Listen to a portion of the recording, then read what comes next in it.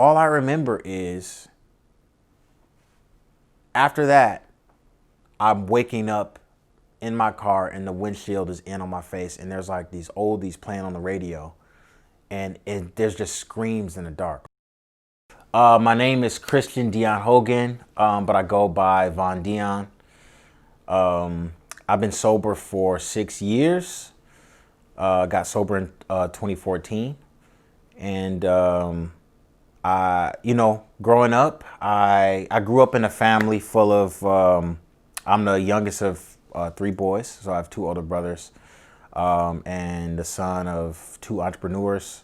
My father is a general contractor and owns a company in Detroit. I grew up out there in Michigan, right outside Detroit, in a little town called West Bloomfield.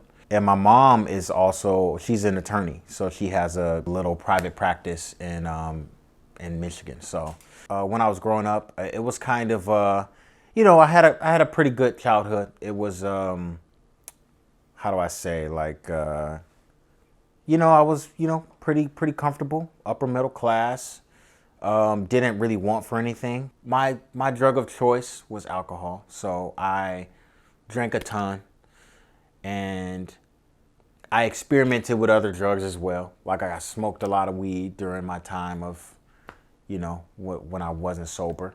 The fun part about it was partying. Like I love to be around people. I love to talk to people. When I was using, that's what I also craved too. I craved self-expression, and drinking alcohol, getting really drunk or getting really high, smoking weed is a way for you to allow yourself to push that limit, right? Go over that threshold, leave your inhibitions behind and just do something crazy.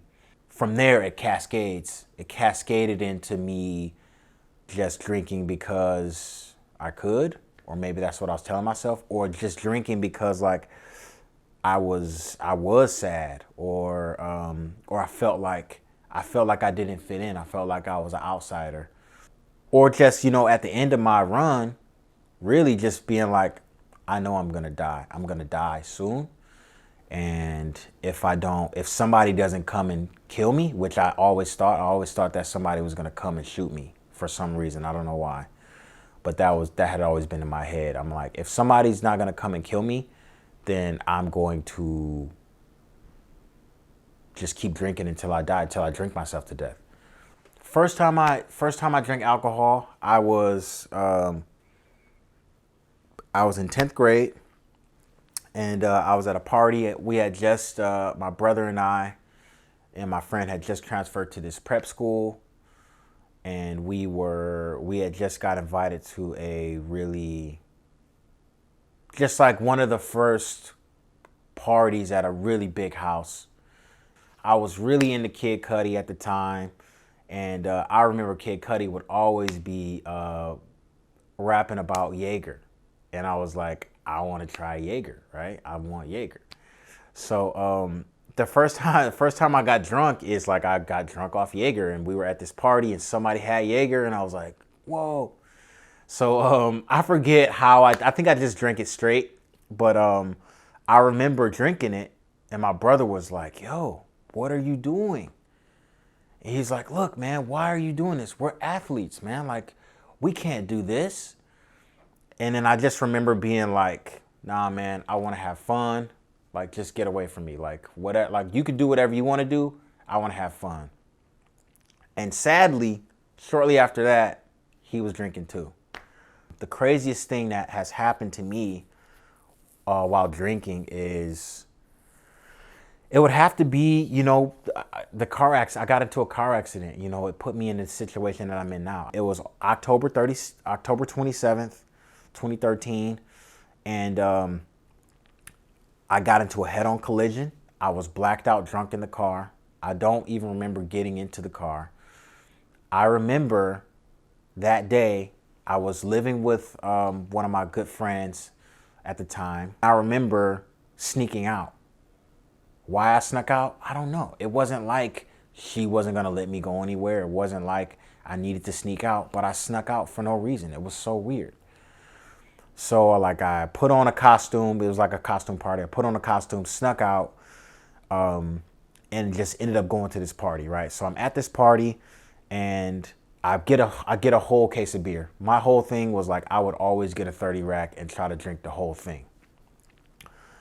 That's too much beer anyway. Earlier that night, I always forget this part, and I haven't said this in a long time. Earlier that night, there was a dude that I talked to. He was like somebody's friend from USC, and he was like visiting our school, just having a like come to the party. He was like, "Hey man," he started talking about drunk drivers, and he asked me if I drove there today. I was like, "I did drive there." He was like, "Hey man, I just want you to know that you shouldn't drink and drive. Like, drinking and driving is the worst thing." And I was like, "Look, bro, I'm not going to drink and drive. I got a ton of friends here at this party. I'm not going to drive my car from here."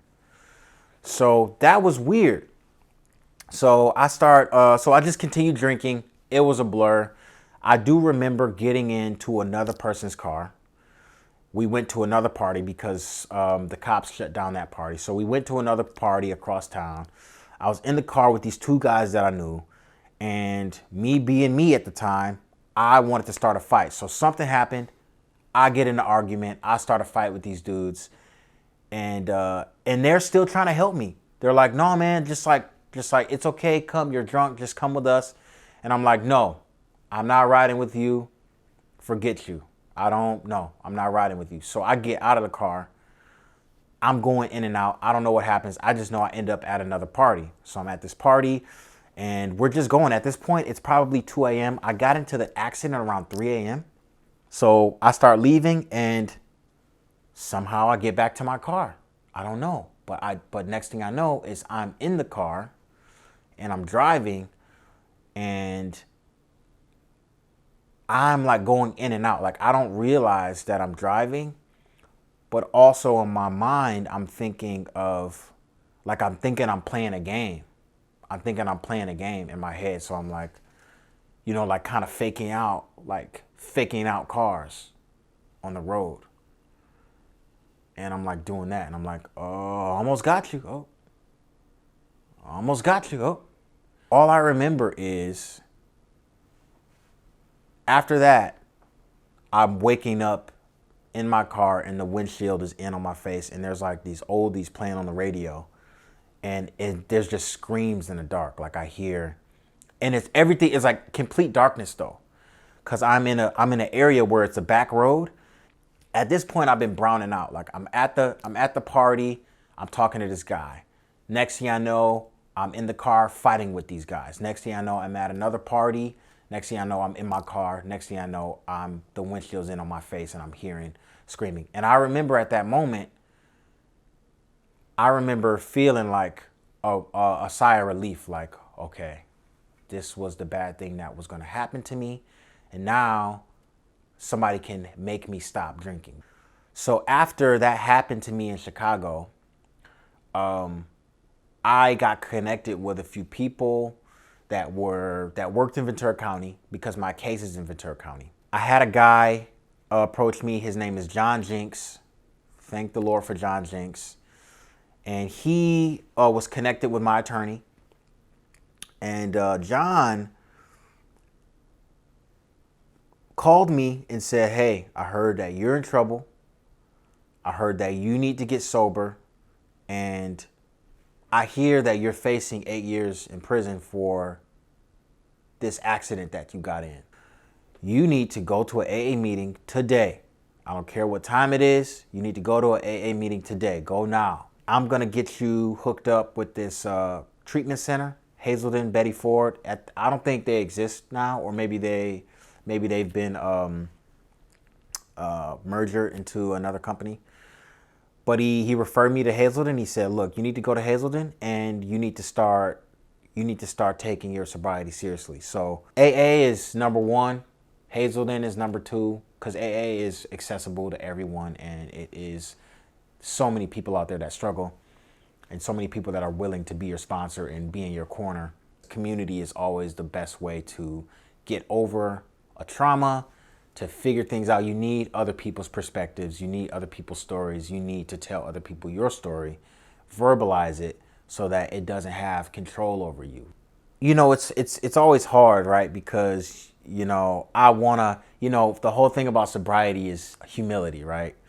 But I think it's kind of, for me, it's always healthy to pat myself on the back. I'm proud of how far I've come, and I'm proud of the artwork that I've made. I don't know. I'm grateful. I'm grateful. I'm grateful to God first because you know, He never let me go.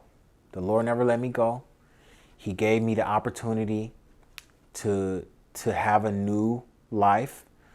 He gave me the opportunity to create a relationship with Him. He was just there the whole time. He never actually went anywhere. You could always change your life, but you always have to be able to reflect and see like where your blind spots are. We all have blind spots. No matter how much progress I make, I'm gonna still have blind spots. That's just the nature of life, right? So so yeah, that is what I'm proud of. I'm proud of my awareness, my work, and who I've become out of my addictive circumstance. My advice to anybody who is, if you're still struggling with addiction, is to first off go to meetings, because when you go to a meeting, you're going to get something. That's what I know I had to do. That's the first thing I had to do. The next thing that I would suggest, this is not for everybody, but I needed to do something with my hands. I needed to be focused on something. And so I picked up the camera. I was studying photography, but I picked up the camera and I was the photographer at all parties. And try to figure out something about yourself, because photography led me to painting, and that's just it. I tried one thing and it led to another, and that's always how it works. And then third, just keep in contact with people that are in sobriety. Keep in contact with your sponsor, with other people that you can relate to. And that's it. It's the community. Community is what brings healing.